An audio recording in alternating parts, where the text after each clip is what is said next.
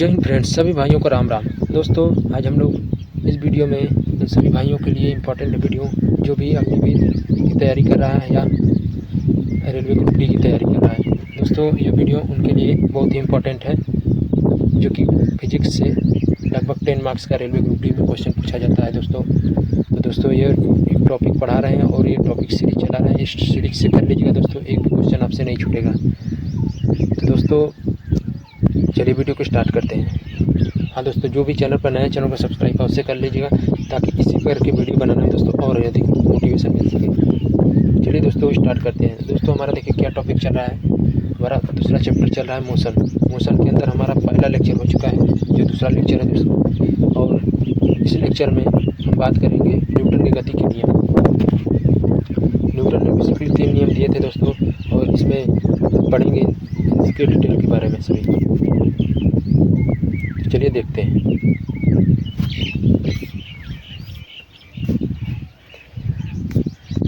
भौतिकी के पिता न्यूटन ने सन 1687 ईस्वी में अपनी पुस्तक में प्रिंसिपिया ने यह गति के नियम को प्रतिपादित किया। इसमें क्या था, प्रिंसिपिया ने न्यूटन ने सन 1687 ईस्वी में।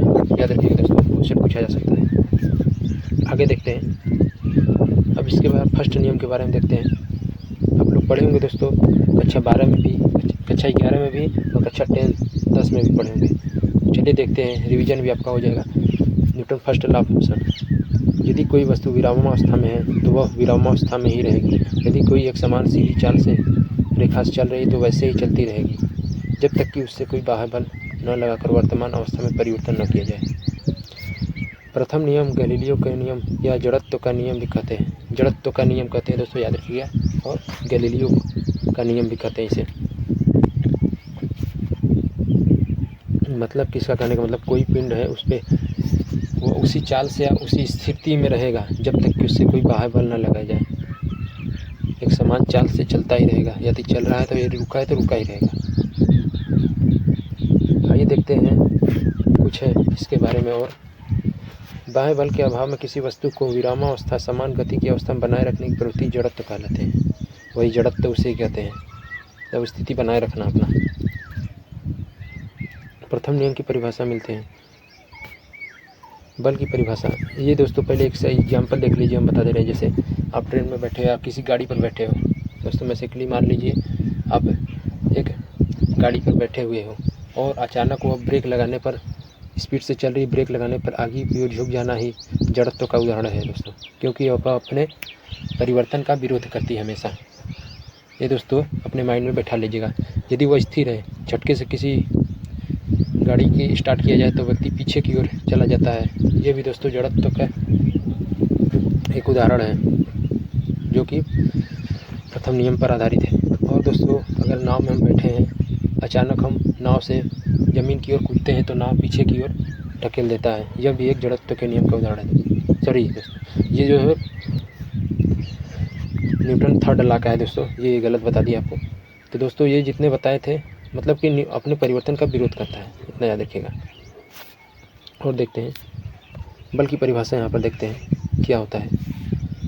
वह बाह्य बल कारक जो किसी वस्तु को प्रारंभिक अवस्था में परिवर्तित करता है या परिवर्तन करने की चेष्टा करता है, एक अदिश राशि इसका मात्रक न्यूटन होता है। कहने का ये मतलब है, F बराबर क्या होता है, F में होता है ना, जानते होंगे, मास इंटू त्वरण। क्या कहता है, वो बाह्य कारक जिससे किसी वस्तु को परिवर्तन करने की चेष्टा करता है, मतलब इस पर एक बल लगाया जाए, उस पर परिवर्तन होता है, और इसका मात्रक न्यूटन होता है। फार्मूला भी याद रखिएगा दोस्तों। द्रव्यमान इंटू त्वरण के गुणनफल को हम लोग बल कहते हैं, इससे भी याद रख सकते हैं। जड़त्व के कुछ उदाहरण देखते हैं दोस्तों, आप लोग को बता चुके हैं, इसमें भी देख सकते हैं। ठहरी हुई मोटर रेलगाड़ी अचानक चल पड़ने पर बैठे यात्री पीछे की ओर झुक जाता है। ये दोस्तों आप बता चुके हैं। चलती मोटर का अचानक रुकने पर बैठे हुए आगे की ओर झुक जाता है, ये भी बता चुके हैं अभी दोस्तों। कंबल में हाथ पकड़कर डंडे से पीटने पर धूल के कण झड़कर गिर पड़ते हैं, ये भी एक उदाहरण है, Newton first law of motion. संवेग, और देखते हैं मोमेंटम, जिसे हम कहते हैं संवेग क्या होता है दोस्तों। सबसे मेन कि आप लोग को फॉर्मूला याद रखना,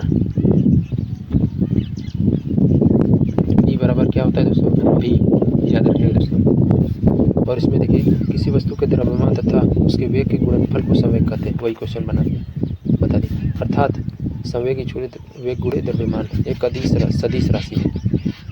एक दोस्तों आप लोग को ट्रिक बता रहे हैं, ट्रिक याद रखिएगा। मैक्सिमम क्वेश्चन ऐसे सॉल्व हो जाएगा। सदिश कैसे पता करें, अदिश कैसे पता, जिसके शब्द में दोस्तों भी वह आ गया तो मान लीजिए वो सदिश है। जिसे यहाँ पर संवेग वो आया, वे आया ना इसमें, इसीलिए यह एक सदिश राशि है। बल में भी दोस्तों भी आया है, तो ये भी एक सदिश राशि है। ऐसे और सभी देख सकते हैं जो जिसमें भी मतलब वह आएगा, वकील वह, उसमें दोस्तों वह जो होता है हमेशा सदिश राशि होता है मैक्सिमम केस में। और जिसका इसका अपवाद होगा दोस्तों वो बता देंगे। और देखिए इसका मात्रक दोस्तों याद रखिएगा, आपको पता होगा कि किलोमीटर पर सेकंड होता है।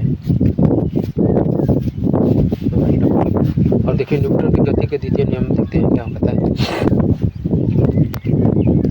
दूसरे नियम में दोस्तों देखिए क्या, किसी संवेग में परिवर्तन उस वस्तु पर आरोपित बल के समानुपाती होता है। मतलब F जो है प्रोपोर्शनल होता है क्या, किसके संवेग में परिवर्तन के।